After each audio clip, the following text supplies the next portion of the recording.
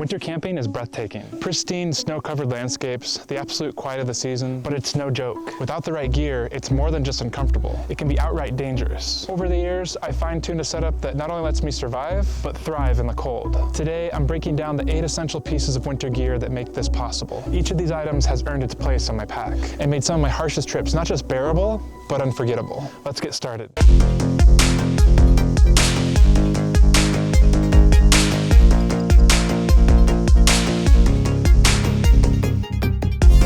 Let's start with hydration. It may surprise you, but staying hydrated in freezing temperatures is actually a lot harder than you might think.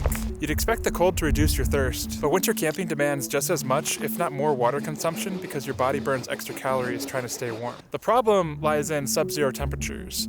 Your water can freeze solid if it's not insulated properly. That's where the 40 below water bottle comes in.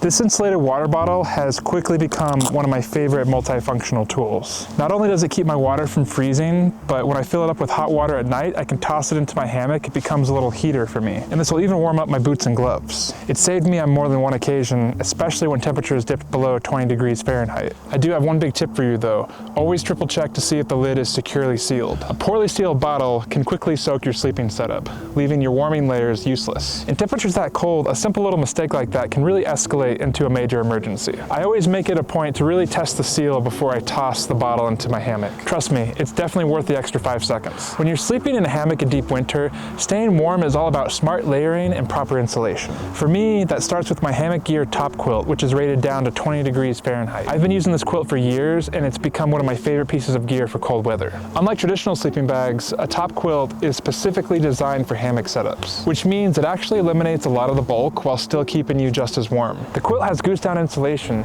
It's both lightweight and compressible, and it's incredibly effective at keeping you warm. I've used this quilt in temperatures as low as 14 degrees Fahrenheit, and it's never let me down. One of the reasons why I prefer a quilt in a hammock versus a sleeping bag is that the quilt is way more efficient at keeping you warm. A sleeping bag compresses under your body, which reduces its insulating properties. The quilt, on the other hand, is designed to drape over you, letting the underquilt, which we'll get to next, handle the insulation underneath. It's a both lightweight and efficient solution for staying warm in a hammock setup. And now let's talk about the foundation of any cold weather, deep winter hammock setup, and that's the underquilt. When you're sleeping in a hammock, the cold air beneath you can actually sap your body heat a lot faster than you think. That's why it's important to have a high quality underquilt right beneath you. The underquilt that I use is a full-length 30 degree Fahrenheit hammock gear incubator. This underquilt is considered a full-length underquilt because it covers the whole full length of the underside of the hammock. They do make 3/4 underquilts that don't cover the whole thing, but that's more for summer and not for winter. But we're gonna focus on winter here. I've used this underquilt in a variety of conditions, including extremely cold nights with 30-mile-per-hour winds cutting through mountain valleys. It attaches securely to the hammock and just wraps around the bottom. This creates a warm pocket of air that keeps me insulated from below. One of the things that I love about this underquilt is how well it stays in place, even during rough weather. I've woken up warm and comfortable on nights when I thought for sure that the wind would find its way in. Combined with my top quilt, this creates an unbeatable cocoon of warmth. It makes winter camping not just bearable, but actually enjoyable. Now, quilts and underquilts can actually be a little bit expensive, and if you're just starting out, you can actually just get a pad and put it underneath you, and that'll give you some insulation underneath. But the point is, you will want something underneath you to prevent the process of convective heat loss due to the colder air. One last thing about the quilts. I've been camping out in the cold with hammock gear since 2017. I've been very happy with the results that I've been getting. A lot of quilt companies out there will say that their products are rated for certain temperatures when they don't even come close. It won't even come close to the temperature rating.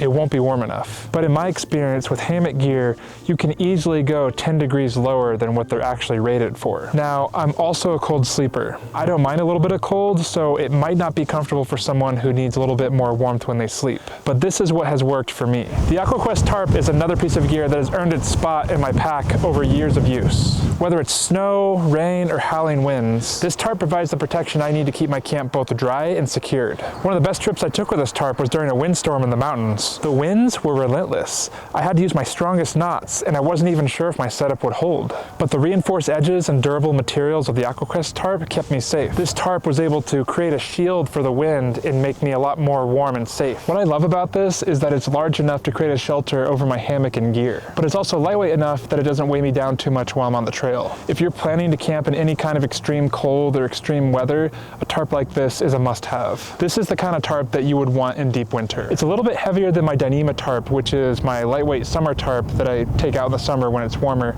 But you would really want this heavier tarp because it can handle the heavier winds, rain, and precipitation that winter brings. When you're deep winter camping, having a reliable stove isn't just about making a hot meal. It's about survival. In extreme cold, you often need your stove to melt snow for water. And if your stove fails, then you're in serious trouble. That's why the MSR Whisperlight is my top stove for deep winter trips. This stove has been my go-to for years because it's built to handle sub-zero conditions and large working loads. I use it to melt snow for hours on end when all the water sources were frozen solid or just powder snow. The Whisperlight is versatile, powerful, and it burns efficiently even in the coldest of temperatures. I really love how easy it is to maintain this stove. When you're out in the backcountry, things like clogged fuel lines and burners can really ruin your day. But the Whisperlight's simple design makes it really easy to use and clean in the field. It's a solid and dependable choice that has earned its place in my pack time and time again during the winter. While the Whisperlight is my workhorse for heavy-duty winter tasks, there are those times when I need something lighter and quicker to use. And that's where the MSR Windburner stove comes in. This stove is compact, efficient, and absolutely shines in windy conditions where other stoves might struggle. One of my favorite things about the Windburner is its integrated design. The burner, pot, and windscreen all fit together seamlessly. This makes it really easy to set up and use even when the weather is less than ideal. I think it's perfect for quick tasks like boiling water for coffee or for preparing a lightweight meal after hiking a long day in the snow. I often bring the stove as a primary when I want to travel both light and fast, or if I'm spending 24 hours or less in a place that I'm staying. If I'm planning to stay longer than 24 hours in the snow, I want to bring the MSR Whisperlight because it's just more powerful. This is because I will inevitably have to convert all of that snowfall into drinking water, and the MSR Whisperlight just does the best job at that. The MSR Windburner is both lightweight and reliable. It's proven itself on countless trips, especially in exposed windy areas where winds could easily extinguish a traditional flame from other stoves in high mountainous areas. Winter camping means shorter days and much longer nights, so having the necessary lighting equipment is absolutely critical. It's not always about warmth. Sometimes you just need to stay safe. It's about making sure that you can navigate your camp, manage tasks, and stay safe once the sun goes down. For my setup, I use a combination of 3 lights. The first one is an electric lantern to light up the whole campsite. This is a new addition to my setup. It's rechargeable and it's been great this winter season so far. It has these awesome indicator lights that glow green to show you how much battery that you have left. This is especially helpful if I'm cooking or organizing gear after dark, and I just want to have this continuous open light source. I also find it useful for when I'm filming scenes at camp. The sun goes down so quick and you can barely see anything. Having a lantern like that just lights up the background. You can see everything that I'm doing much more clearly. The second light is my Zebra Light headlamp. This headlamp is the most powerful one that I have. What makes this light really powerful is that it has a much more throw distance compared to all the other lights. And what that means is the light can project a lot further than all the other lights. The drawback to this is that it requires the CR123A batteries, which are a little bit more expensive to use. They're not rechargeable. But when you're operating in the dark for long periods of time, safety and being able to see makes it completely worth it to me. My last flashlight is the Nightcore rechargeable headlamp as a backup. It's lightweight, powerful, and rechargeable, and having this light ensures that I'm never left in the dark in case my primary fails. Having multiple light sources is a must in winter because darkness can come quickly and last quite a long time. On my last trip, I underestimated how quickly it would get dark, and having access to these lights made all the difference in me being able to set up in dimly lit, freezing conditions. Good lighting when camping isn't just a luxury, it's a necessity, because the last thing that you want is to injure yourself when you couldn't see when that could have been entirely prevented. Each piece of gear that I've shown you today has been tested in some of the harshest conditions, and every one of them has earned its place in my winter setup.